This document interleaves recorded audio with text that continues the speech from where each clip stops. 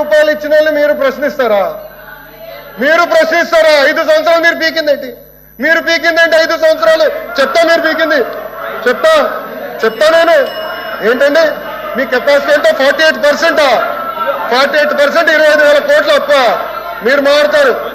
79% 48% capacity utilisation తీసుకొచ్చారు. ఏంటి అధ్యక్ష వీళ్ళు మాట్లాడేది? సింగిల్ ఫర్నెస్ కి తీసుకొచ్చేసారు. తీసుకొస్తారు. వీళ్ళు మారుతారా? ఇది ఎంత అన్యాయం అధ్యక్ష? ఇది వీళ్ళు ఎట్లా చేస్తారో అధ్యక్ష? ఇది ఎలా మారుతారు? ఇది అమ్మాలని చూసేది వాళ్ళు. నేను సార్ కళ్యాణి గారిని ప్రశ్న అడగాలనుకుంటున్నా. 9,000 కోట్ల రూపాయలు మేము ఇచ్చామంటున్నారు. 9,000 కోట్ల రూపాయలు మేము ఇచ్చాం కనుకనే 3rd ఫర్నెస్ స్టార్ట్ అయింది. కోల్కి ₹1 ఇవ్వలేదు అధ్యక్ష. రా మెటీరియల్ కు ₹1 ఇవ్వలేదు అధ్యక్ష. జీతాలకు ఇవ్వలేదు అధ్యక్ష.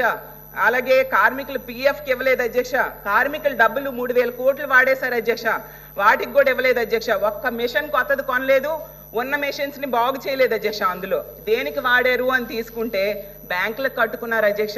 అలాగే ఉద్యోగుల తాలూకా BRS కోసము GST చెల్లింపుల కోసం వాటిని ఉపయోగించుకున్నారు అధ్యక్ష.